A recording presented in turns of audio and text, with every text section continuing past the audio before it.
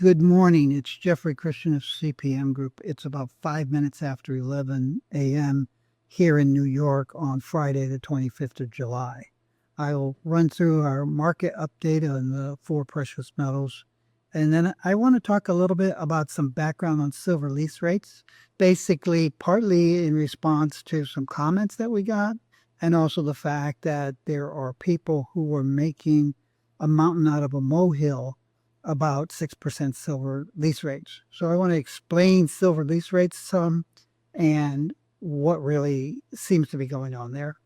And then I will talk about the New York silver market, which is not tight. And again, there are all kinds of weird things being said on the internet and elsewhere that just aren't true.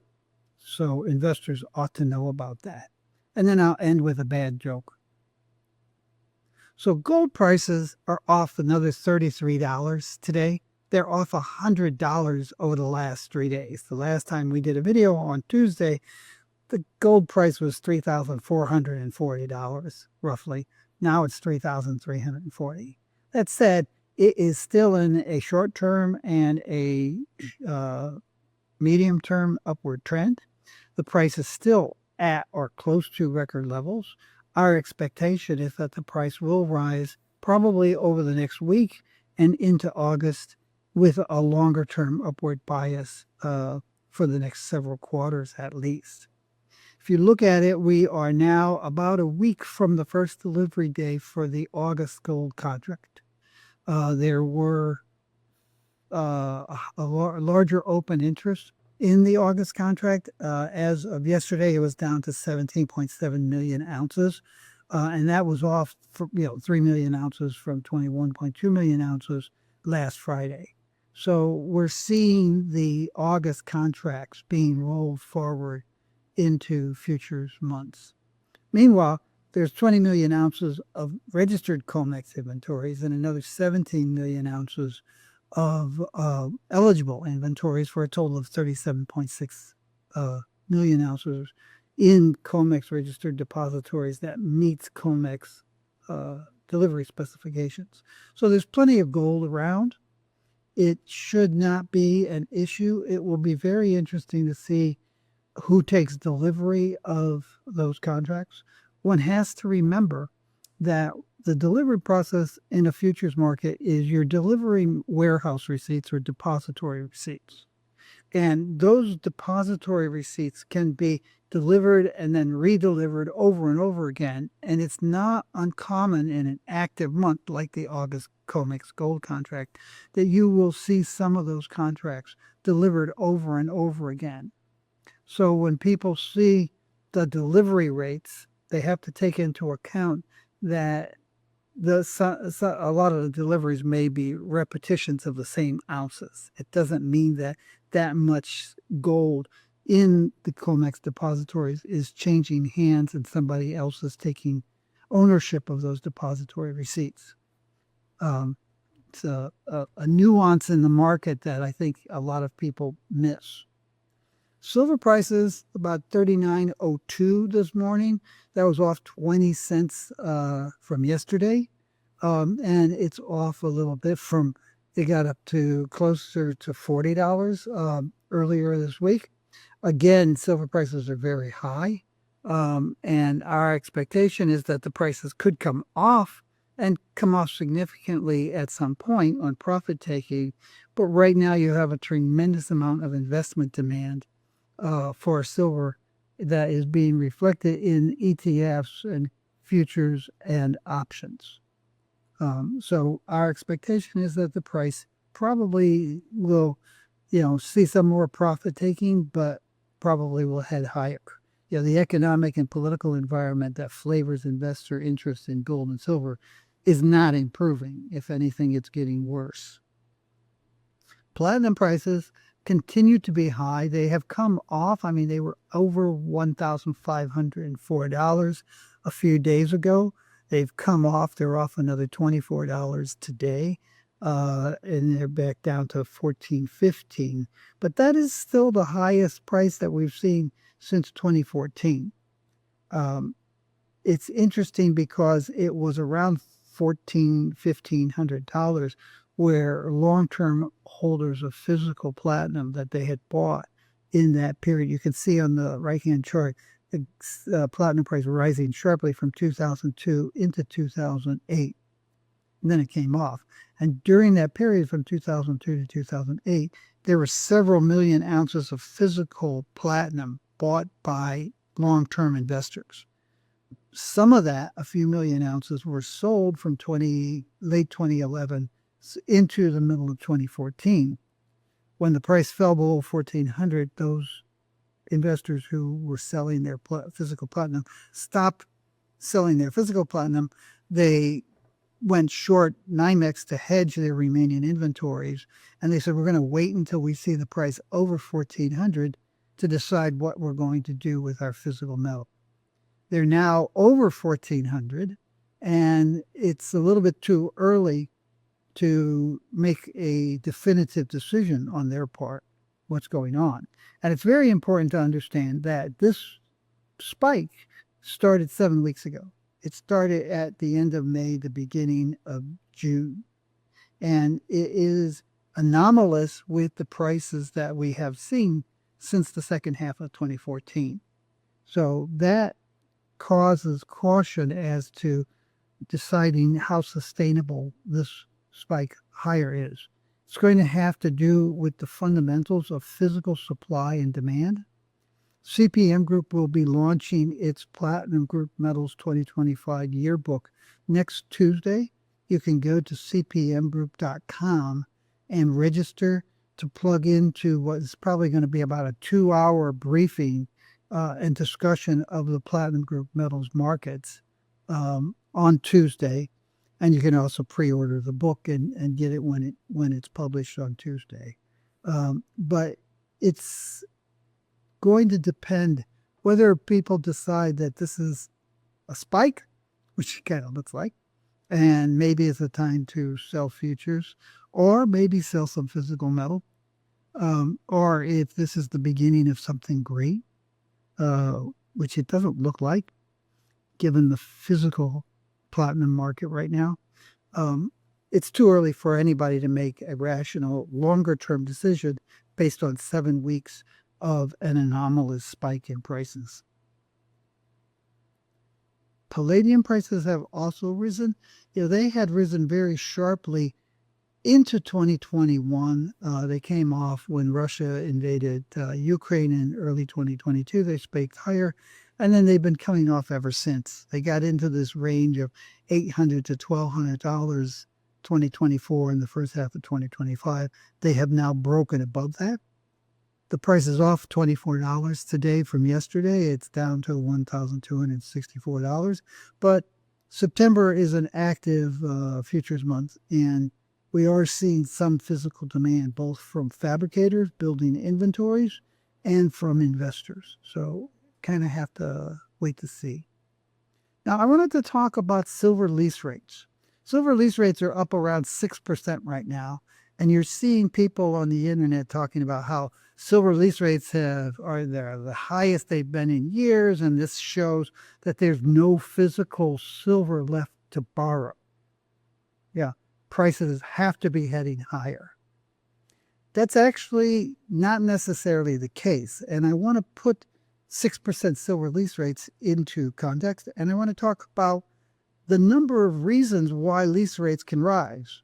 Sometimes lease rates rise on stronger demand for physical metal relative to what's readily available in terms of refined metal supply. And that can push lease rates higher. That's what people are assuming is going on now. But lease rates also rise when prices rise. And if you haven't noticed, the silver price went from $22 at the beginning of last year to $39 this week. Higher lease rates, higher prices can push lease rates higher because as the price goes up, the risks of owning silver and lending it out to somebody else increase. Now, I'll get to the formula for calculating lease rates in a minute. Lease rates also rise when interest rates rise. And if you haven't noticed, interest rates have been rising, and there's a risk that they could rise much more sharply. There's also a heavy flow in the past few months of off-brand silver into refineries. That has pushed up the demand for borrowing refined silver to hedge those inventories while they're being refined.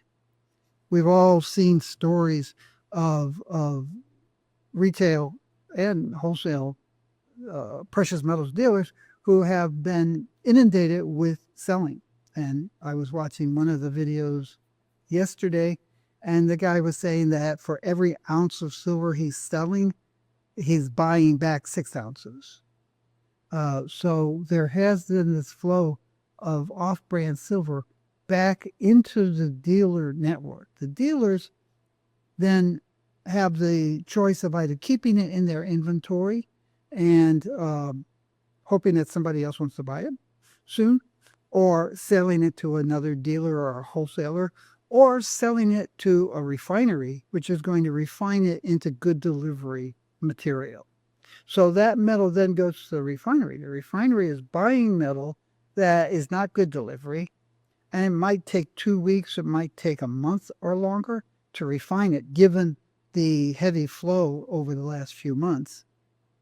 And that refiner will not be able to sell that metal until it is in refined form. It can hedge with futures or options, but that is not necessarily well, the futures are probably the preferred way of hedging. It can also, the options are probably typically too expensive for most refiners to use. And it can also lease silver in, physical silver, sell it, pay that lease fee, add it to the cost of doing the business, and do it. So the heavy flow of silver, off-brand silver over the last few months into refineries could be a factor that's pushed the silver lease rate higher. Lease rates also rise when the forward price spread narrows. And the spread in turn can narrow based on a number of factors, including rising prices, ample supplies, tighter current demand relative to forward demand, rising interest rates. There's all kinds of factors that can factor in there. So in sum, higher lease rates do not necessarily point to tight physical demand. Something that's very important to understand if you're going to be reading and listening to people say, oh, lease rates have skyrocketed to the highest level in years, and that shows that there's no silver left to be borrowed. If you need to borrow silver, contact CPM Group. We can arrange for you to buy or lease as much as you want. You might not like the interest rate, but the silver is there to be borrowed. Silver lease rates, as I said, are presently a little over 6% right now, but you have to understand, and I'll get into that in a moment, what silver lease rates are. But before I do that, this is high by normal standards in the silver market, but it's not particularly high compared to lease rates when spot markets are really tight. When that occurs, lease rates of 50%, 80%, 100% tend to emerge. They usually only last a couple days or a week or two before the spot tightness is rectified by physical flows among refiners and dealers and others. But 6% is not 50% or 100%. So this is not a social crisis right now. If you go back to 1997, when Berkshire Hathaway took delivery of its 129.7 million ounces, some of the dealers that had sold to Berkshire Hathaway's agent trading company needed to borrow silver to meet their delivery commitments. Berkshire Hathaway agent, which was a investment bank, commercial bank, financial shopping center, their agent was not known for taking delivery of silver or most other commodities. They were known to trade heavy volumes for their own account and for those of clients, but they almost always closed out those contracts, forwards, options, futures, before delivery. Christmas week of 1996, they sent notices out to those people who had sold them forward for January 1997 delivery. And they said, hey, we're going to take delivery. It's Christmas week. A lot of dealers are gone. It's very hard. These guys had to scrounge around to find it. Silver lease rates spiked to more than 80%. Lasted a week or so, came down. Then the February delivery came. Notices went out the last week of January, and the silver lease rate spiked higher again for a couple of days, and then it came back down. Similarly, in October 1998, gold lease rates shot up to more than 100% for 1 or 2 days. The jump in lease rates then had nothing to do with physical gold markets. It had to do with options and forwards that were being covered. So 6% high by typical standards, but this is no social crisis. Now, what are lease rates and how are they determined? The basic equation is a lease rate is the interest rate less the contango plus, and this is very important, administrative costs, some sort of profit for the leaseor, and a risk premia. Not a risk premia, risk premia. There are several risks involved in leasing metal to somebody, and that happens there. Now, those risks are important to know because that means there's no such thing as the lease rate. Same way there's no such thing as the forward price. At any moment, the lease rates offered to a central bank, a bullion trading bank, other financial institutions, banks that are not key bullion traders but have a need for this, industrial users, others, all are based on the volumes in the lease and those risk premia. So when you say the lease rate is more than 6%, there are probably people who are still paying 3% or 4% lease rates. And there are probably a lot of other people who are paying, smaller jewelers and fabricators, who are probably paying 8, 10, 12%. Right? So there's no such thing as the lease rate. It's important to understand. Now, there used to be a group that published implied lease rates. These were merely the LIBOR interest rate that existed at the time, less the contango. There's no consideration of administrative costs and the myriad of risks present in the transactions. Right? And they made it clear in the small print on their published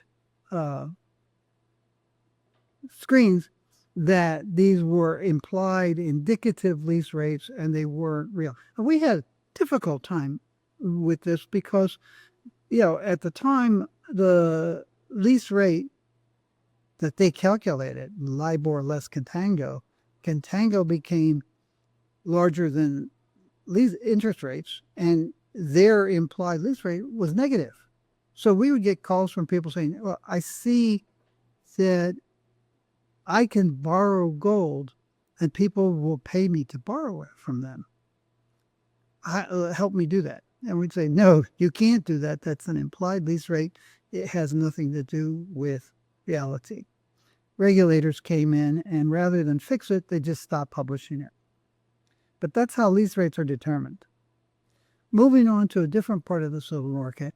These are titles that I grabbed yesterday in 5 minutes on the internet. Silver shorts are toast.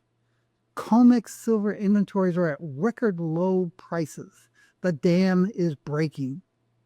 Silver price manipulation is breaking down. Buckle up, silver investors. Silver shortage spikes price. Silver about to explode. Triple digit silver before this date. I didn't look to see what date the guy was saying. He probably didn't actually say it. But he's been talking about triple digit silver since he got into the business about 20 years ago. So, hey, a lot of nonsense here. Is silver COMEX inventories at record lows? It's interesting because if you listen to that guy, he said, I don't actually pay attention to it, but I understand that, New York silver inventories are down around 150 million ounces. Let's see. 150 million ounces, that's over here. So, he was probably accurate 15 years ago. COMEX registered total inventories, registered and eligible, are 497.8 million ounces. That's a record amount. Registered COMEX stocks, the yellow stuff here, are at a record 195.9 million ounces, and eligible but not registered are 301 0.9 million ounces. All record amounts of silver sitting in New York area depositories. Silver market is not about to explode, and it's not running out of silver, and lease rates aren't skyrocketing because there's no silver left to borrow. Buyer beware. This is a quote from one of the newsletters that we got from a broker this week. The silver market's at a critical juncture, marking a growing dislocation between physical and paper markets. Now, first off, if you know anything about it, you know that that's nonsense. But on July 11th, he wrote, the broker, no less than 483 million ounces were sold short in a single hour on the COMEX. Oh my God.